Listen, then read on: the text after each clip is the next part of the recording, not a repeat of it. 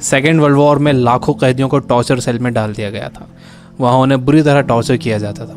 उन्हें वहाँ फिजिकल और इमोशनल दोनों तरह से टॉर्चर से गुजरना पड़ता था। उन्हें अकेलेपन से भी गुजरना पड़ता था। कैदियों के सामने उनके दोस्तों की मौत हो जाया करती थी। उन्हें अपने दोस्तों और रिश्तेदारों को मरता हुआ देखना पड़ता था। ऐसे में कैदियों को ये लगने लगा था कि उनका भी मरना अब पक्का है। ये सब देखकर कैदी इमोशनली बहुत डिस्टर्ब हो जाते थे, बर्दाश्त नहीं कर पाते थे और वो सदमे से ही मर जाते थे। सेकेंड वर्ल्ड वॉर में कैदियों को रखने के लिए कई कैंप्स बनाए गए थे। उन्हीं कैंप्स में से एक कैंप में बंद थे psychologist doctor Victor Frankl. Victor उन कैंप्स में 3 साल तक रहे। उन कैंप्स में उन्होंने जो भी देखा, जो भी एक्सपीरियंस किया, जो भी टॉर्चर सहे, किसी को मालूम नहीं था कि वो इसके बारे में एक किताब लिख देंगे। उस किताब की करोड़ों कॉपीज बिक जाएंगी और कई भाषाओं में वो किताब ट्रांसलेट हो जाएगी। उन्होंने किताब लिखी जिसका नाम था मैन सर्च फॉर मीनिंग। अभी जो कोरोना क्राइसिस चल रही है, आप घरों में बंद हो, बोर हो रहे हो, अच्छा नहीं लग रहा है, तकलीफ हो रही है, तो आप अपनी इस तकलीफ को ज़रा इन टॉर्चर सेल्स के फ़ोटोज़ से एक बार कंपेयर ज़रूर करना। इससे मुझे पक्का यकीन है कि आपको अंदाज़ा हो जाएगा कि हमारी तकलीफ़ इन टॉर्चर सेल्स की तकलीफ़ के मुकाबले कुछ भी नहीं है।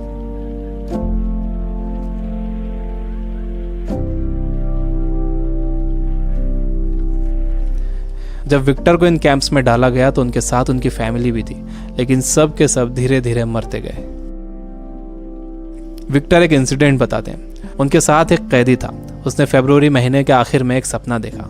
उसने विक्टर को बताया कि कल रात उसने एक सपना देखा था। सपने में एक आवाज़ गूंजी कि मुझसे जो पूछना है पूछो। तो मैंने उससे पूछा कि हम इस कैंप से बाहर कब निकलेंगे। तो उस आवाज़ ने कहा कि 30 मार्च को तुम लोग बाहर निकल जाओगे।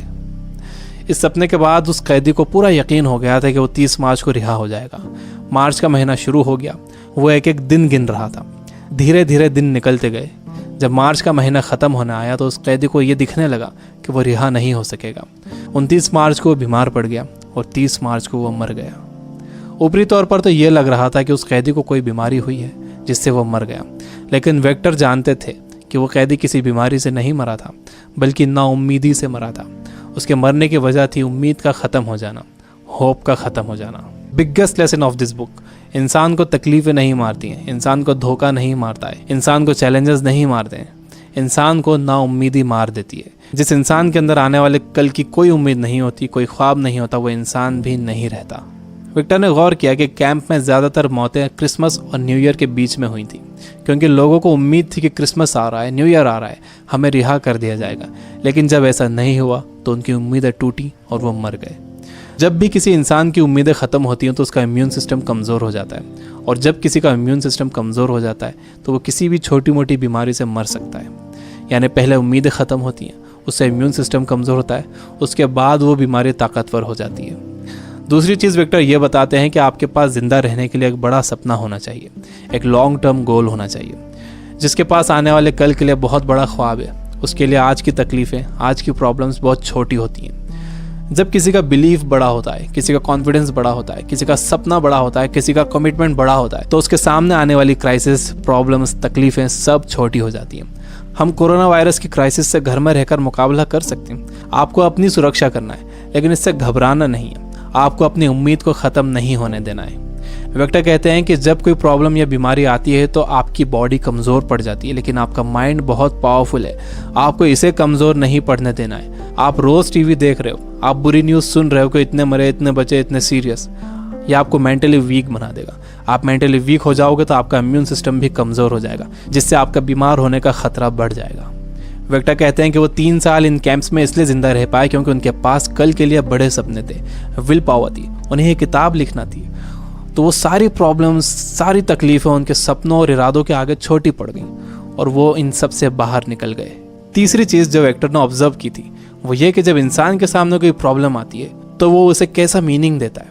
वो उसे पॉजिटिव मीनिंग देता है या नेगेटिव मीनिंग देता है। जैसा भी आप उसे मीनिंग देते हो, ये मीनिंग ही उस प्रॉब्लम को आपके लिए मुश्किल या आसान बनाता है। आपका मीनिंग उस प्रॉब्लम को या तो और बढ़ा देगा या उसे ख़त्म कर देगा। फॉर एग्जाम्पल, आप कहीं जाने के लिए घर से बाहर निकलते हो और आप देखते हो कि आपकी गाड़ी का टायर पंचर है। अब आपको बहुत गुस्सा आ जाता है। आपको लगता है कि क्या इसे अभी पंचर होना था, या आप ही के साथ क्यों हुआ, पूरा मूड ख़राब हो गया। आपने इसे दे दिया नेगेटिव मीनिंग। आपके पास एक और ऑप्शन था। आप सोच सकते थे कि हो सकता है कुदरत आपको वहाँ जाने से रोक रही हो हो सकता है कि आप किसी बड़े एक्सीडेंट से बच गए हों इसकी वजह से। अगर तेज़ स्पीड में गाड़ी का टायर पंचर हो जाता तो एक्सीडेंट हो सकता था। अच्छा हुआ कि निकलने से पहले ही आपको टायर पंचर मिला।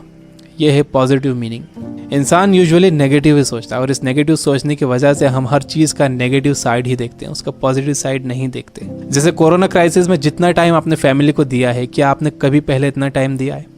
मेरे कुछ दोस्त जो किताबों से बिल्कुल दूर थे, उन्होंने बुक्स पढ़ना शुरू कर दिए। वो रीडिंग हैबिट बना रहे हैं। अगर कोरोना क्राइसिस ना होता तो क्या ऐसा होता था? जितना मैं इन दिनों पढ़ रहा हूँ, पहले इतना कभी नहीं पढ़ता था। जितनी सफाई लोगों ने रखनी शुरू कर दी है, पहले कभी नहीं रखते थे। बार बार हाथ धो रहे हैं, अच्छी तरह हाथ धो रहे हैं, सोशल डिस्टेंस मेंटेन कर रहे हैं। किसी लाइन में लगे हुए हैं तो दूर दूर खड़े हो रहे हैं। आसमान साफ नज़र आ रहा है, हवा साफ हो गई है, समंदर का पानी साफ हो गया है। ऐसा लग रहा है कि नेचर ने जैसे रीसेट बटन दबा दिया। हमें ये पॉजिटिव साइड्स भी सोचना चाहिए। जब तक आपके पास नेगेटिव मीनिंग है, आप उस क्राइसिस से डील नहीं कर सकते।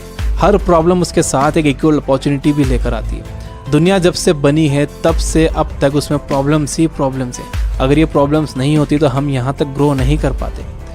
सबसे लास्ट में विक्टर कहते हैं कि आपसे सब कुछ छीना जा सकता है, आपकी धन दौलत, घर, गाड़ी, बीवी, बच्चे, माँ बाप, दोस्त, सेहत, लेकिन एक चीज़ नहीं छीनी जा सकती, वो है आपकी पावर ऑफ डिसीजन।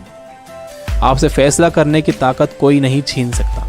अगर आप सिचुएशन से घबरा कर फैसला करते हो तो वो सिचुएशन आप पर हावी हो जाएगी, लेकिन अगर आप सिचुएशन के हिसाब से खुद को बेहतर बनाते हो और डिसीजन खुद लेते हो तो आपकी ज़िंदगी बदल जाएगी। दुनिया में इससे पहले भी कई बीमारियां आई हैं जिससे करोड़ों लोगों की मौत हुई है। उसकी वजह ये थी कि लोग अवेयर नहीं थे, उनके पास इन्फॉर्मेशन नहीं थी, इन्फॉर्मेशन लेट पहुंचती थी, बीमारी से डील करने के साधन नहीं थे।